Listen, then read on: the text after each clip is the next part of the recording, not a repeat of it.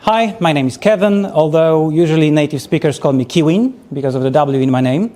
And today I'm going to tell you more about our internal AI assistant, Cassandra. So, this beautiful, young, sexy man is Maciej, and next to him is me. This is the core team of AI-related stuff in CallStack. And I'll start with an overview, so who, what, why, and when. Our main team goals when the AI team was created was to improve productivity inside CallStack and build know-how about AI, because as you most probably know, some time ago there was this huge rise of AI-related topics, and everyone wanted to understand what's going on with this. So, CallStack wanted a piece of that cake as well. And a year ago, we started our adventure. And a week later, after that, we had no idea what to do with ourselves. It was a huge, broad, new topic, and it was scary, and we felt kind of like this. So, thankfully, CallStack was very helpful with us, and they sent us to one of the conferences when we got a huge inspiration. From that, we went to doing proof of concept works one after another, and from the first one, which was a meeting transcriptions proof of concept, we learned how to set up AI, how to feed it documents and make it process them. We learned a lot from that. So we did another proof of concept. This time it was document summaries. From that we learned that people don't like complicated UI, and UX actually matters. And just because we understand it, it's not enough. And then we went into local LLMs. And we noticed that there is an issue, that our knowledge is growing here. But the delivered value, which was supposed to be the time saved and knowledge shared with the company, it wasn't growing as fast. So we had a problem. And with this problem, we decided to deal by building our own AI assistant, which we called Cassandra, with the CK for CallStack. And let me tell you how it went. The implementation and all of the problems and implications of our decision. That's how we felt at first, at least. Because we decided that it will be a great idea to start by self-hosting a Llama CPP, so on our laptop in our company. Because we liked security of that solution, and we thought that, yeah, this will be a perfect. We heard plenty about those small models that you can run locally, so yeah, let's start with that. And then we still had in mind the issue with the UIs and UX, so you know, there are plenty of options how you can let your users contact with your tool. However, we were already using Slack, and Slack had a huge upper hand over the other solutions. We were already using it in the company. People knew the UI and everything. So we went with Slack. But then we understood the problem with our initial choice, the scale. So building a tool, an AI tool for ourselves, it's easy. It can work. Sometimes it doesn't work. It can be slow, but we are just the only people using it. However, when we are using it with a company, we have no idea whether it will be used by one person or by 10 people at the same time. So the scale became kind of problematic. And self-hosting with Llama was not an option. Because at that time, Llama didn't support parallel processing for everything, and it wasn't fast enough, and the quality of responses wasn't really that good. We didn't do the tests again. At that time, it was not an option. But there was an issue. We treat security very seriously. So we had plenty of discussions with our legal teams, with internal HR and the stuff about documents. So we did a whole background check for everything, and our decision landed on OpenAI as an LLM provider, which lifted a huge, tremendous weight from our shoulders because they did the processing for us. And we went with Google Cloud for hosting the assistant. mainly because we were already using Google Cloud internally. Sometimes adding more complexity is unnecessary, and we decided to avoid it. So we kind of did this nice little curve from OpenAI, then local LLMs, and we went back to OpenAI. But we wanted to implement everything in a way where we can exchange the brains of our assistant without re-implementing everything from the scratch. So the architecture plan was very simple. Slack was supposed to contact our dear Cassandra that was on Google Cloud Functions, which was then contacting OpenAI and getting back to Slack. Very simple. With 2 additional steps, with service account verification, PostgreSQL, that was our database for all of the user data and all of the database with knowledge, but I'll get to that in a second. And the good news was that with this, we also had to change, of course, that's why I'm here, not on some other conference. We changed from Python to TypeScript. Our initial proof of concept was with Python and Radio as UI, but Python had much more familiar environment, frameworks, and just our know-how was much better. So yeah, this choice of architecture and frameworks allowed us to go back to TypeScript. And good news was that it worked. Cassandra worked. Cassandra gave us our first response. It worked so good, in fact, she gave the response twice. Which was, of course, an issue. So that's when we learned that Slack has this very funny requirement that if you don't respond in first 3 seconds, it's gonna repeat the request to your server, and it will do that for as long as you don't respond in 3 seconds, which with Google Cloud Functions and idle times and cold boots, it was an issue. So we had to do slight change. So architecture plan 2.0, very soon and very fast in the process. We added 2 more steps. The dispatch, a small, very fast function that was supposed to just receive the request from Slack, quickly respond, and pass the request on a queue, which gave us virtually around 60 minutes to respond. Quite a lot of time, even in AI and LLM space. And Slack didn't only cause us issues, it also gave us quite nice solutions. So because of threads, we didn't have to worry about things like context. Because as you know, AI and LLMs like context, and choosing an arbitrary value or arbitrary date to fetch the messages, to provide more context, it was this weird situation. So with threads, it worked just like those conversations containers you have in ChatGPT. Very handy. Thank you, Slack. But Slack is not that good still, unfortunately, because there was an issue with response length. Anyone worked with Slack before with the API? I did. I was discouraged. Yes, I can understand your pain because we thought that we have 40,000 characters to maneuver, basically. Turns out we had only 4,000 characters. It's not a lot, especially for LLMs and huge responses from LLMs. But we spent a lot of time. We came up with our own solution. You know, Slack underneath, it changes everything to Slack blocks, internal, like weird implementation of Markdown. But if you do it for them, they give you back the 40,000 characters. So we spent some time and we created our open source solution for Slack that you can use as well. I'll tell you more about that later. But you can use it as well. 40,000 characters, that's a lot. So we started gathering first feedbacks, and people were not happy that Cassandra doesn't know about internal stuff. Things like procedures, benefits, people's names, their roles, their Twitter handles, and we had to somehow provide those informations. Also, this solution had to be very secure, so we were supposed to decide what to send to AI, when to send it, and who can access what information.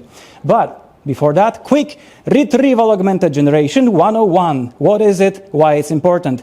Assuming you want to add some context to your conversation with language model. You have a document, it's a huge document. You don't want the whole document in the conversation. So you first chunk it into smaller pieces. Then you embed it. Embedding means that you just take the essential information and you turn it into numbers. You put it into some dimensions, and you describe it in terms of redness values and powerfulness and officialness, and you come up with thousands of dimensions, put numbers on it, then you do the same with the request, and you have retrieval. That's it, very simple idea. And the good news was, we already had embedding and vector support from PostgreSQL. It was such a blessing in disguise, so thank you to PostgreSQL. It was a huge help. But there was an issue. There was plenty of documents, and we had to do a lot of discussions with plenty of teams from HR, from legal, from actually everyone, to figure out how many documents do we have, what are the sources, who can access the documents, and how often do they update. This is the case we still don't get. There are plenty of updates. Cassandra not always have the newest knowledge, but anyways. If we want to feed the knowledge to LLM, we need to first feed the knowledge to the database. As I said, the RAG, Retrieval Augmented Generation. So we didn't know how to do it at first. And we were preparing all of these documents manually, handcrafting them by hand, basically copy and pasting every detail and every bit, figuring out what chunks and what smaller pieces we want, and then embedding them and sending to the database. So creating our custom YAML formats. And there were plenty of data sources. That's why we started by hand, because there was Google Drive, Google Docs, Google PDFs, Google Slides, Notion, and for some reason, Notion PDF, that has weirdly different way of parsing PDFs. I still don't know why, but a lot of weird sources. So a huge quest for tools started. And we kind of noticed that from all of that AI stuff, we are not doing a lot of AI stuff. We are doing a lot of parsing, processing data, processing requests, talking with users. We kind of became product engineers instead of being AI engineers. So if you hear a lot of AI, and AI here, AI there, usually it's a lot of still product at the end. Anyways, we prepared plenty of scripts for fetching documents, processing them, managing them. At the end of the day, we can just run sync documents, sync employees, and it does, which is a huge help, especially when you started with manually preparing the documents. And with all of that done, we came to the rollout and feedback phase, and we were ready to get hurt by our users. We started this by experiments phase. First experiment had 10 new users with new amazing features. Next week, we gave them fixes for those new amazing features, and we had internal security audit performed by our amazing Ola Linczewska. Thankfully, she found nothing, because we treat security seriously, and we didn't give Cassandra anything she didn't supposed to have. Next week, 20 users, new features. Next week, of course, fixes for those new features, and external, this time, security audit. That didn't find anything as well. As I said, we treat security very serious. And we really thought that the costs will just be sky high. More users, more requests, more money, right? After a whole year of operation, or a whole year of having users and people talking, we spent $120 for LLM. That's not a lot. And we compared it kind of quickly and dirty with a possible subscription-based model. If we would pay as an enterprise solution, it would be $38,000, assuming $20 per user. So yeah, I once got a question, yeah, but how many requests? As many as was needed, apparently. You pay this, even if you don't use. You pay this for how much you use. People don't use it that much. And, you know, prices of models still go lower. And it doesn't mean they get worse. They get better, in fact. So you get better capabilities for less money, which is kind of a win-win scenario, at least for us. And we also learned that people don't like to share their feedback, especially when you ask for feedback at 4 p.m. every day if they used your tool. After some time, they were just clicking dismiss. Even we were clicking dismiss. We hope for feedback, and it kind of turned into this. So it was kind of painful to understand that part. And the architecture worked. The architecture 2.0 I showed you is architecture.final.exe or whatever. It's still with us, it's performing well, it's not really that expensive. You can actually get it for free, I would guess, with all the free plans, especially for yourself, not to mention the whole company. And we did the whole final rollout, the final step. All of employees got access, document ingested, workshops, promotions, and what did we learn? Do people use Cassandra? Kind of. This is our weekly users. At most, we hit 50 unique users. 50 in a company of around 200.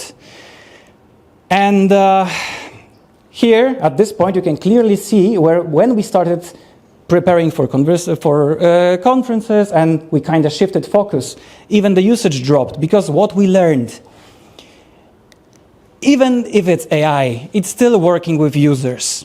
You still need to educate users about using your tool. And problem with AI is that it's a completely new tool and nobody has out-of-the-box solutions how to use that.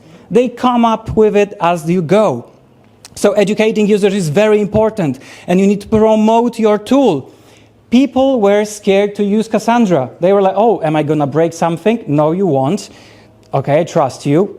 She broke it still, but we fixed it. So, promoting the tool, gathering ideas. People have weirdest ways to use AI, and they are going to ask you to implement them.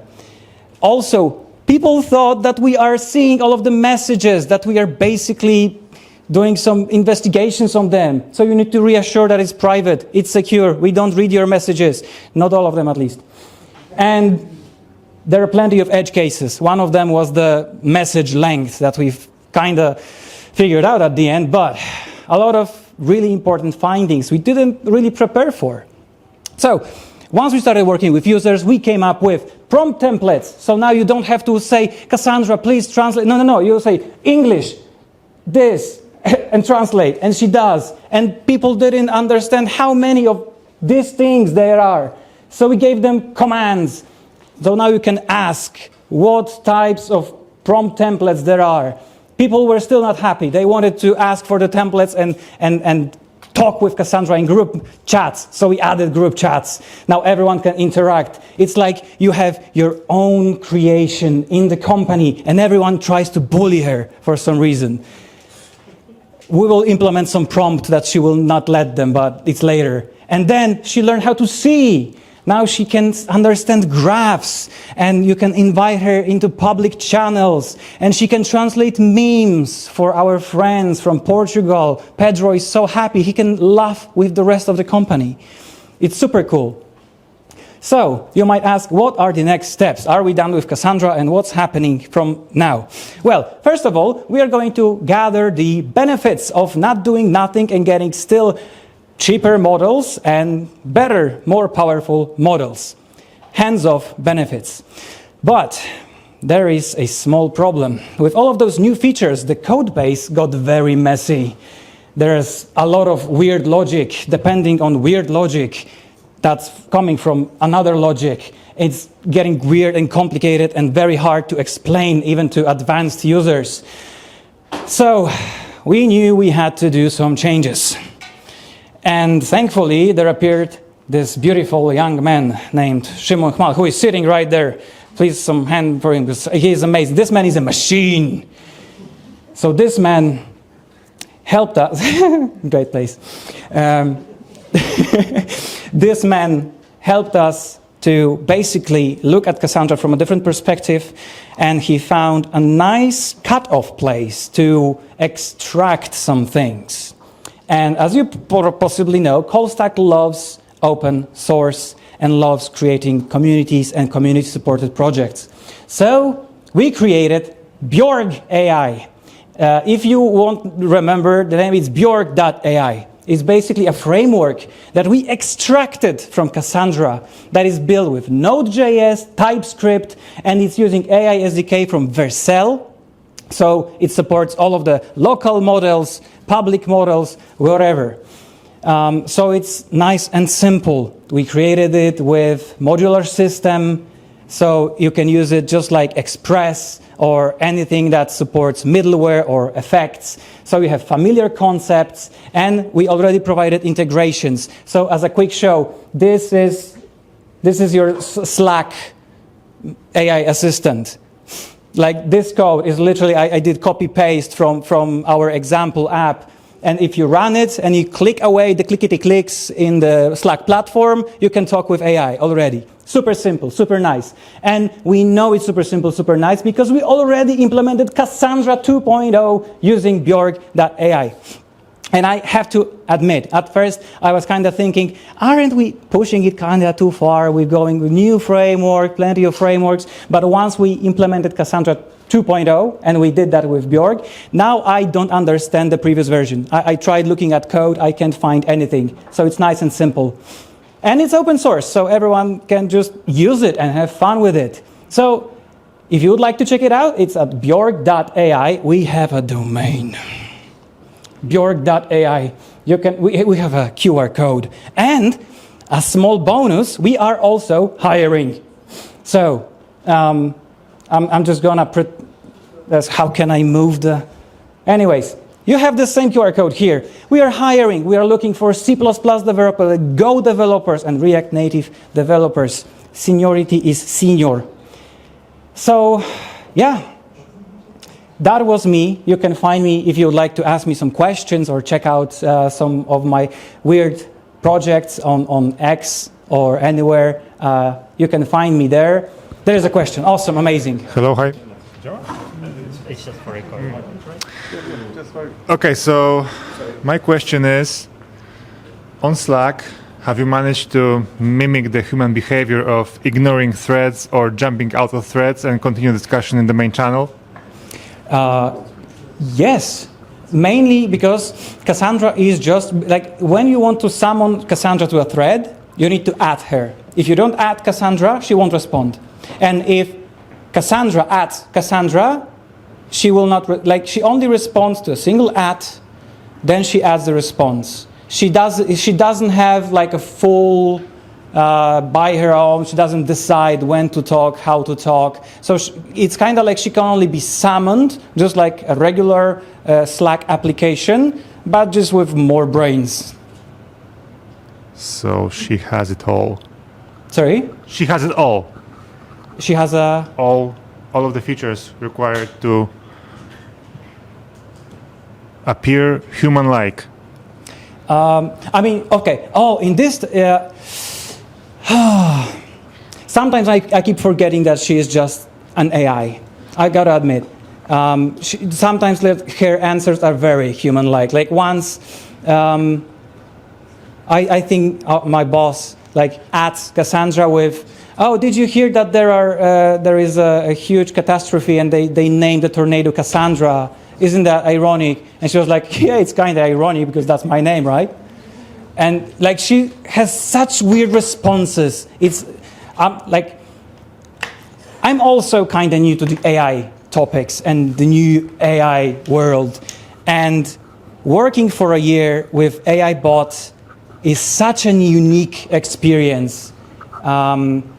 That it's just amazing. It's like you're actually seeing people talk to your tool, and your tool is unpredictable. Sometimes she can offend people, and sometimes she's like a peacemaker, and people are actually trying to bully her at every chance they have.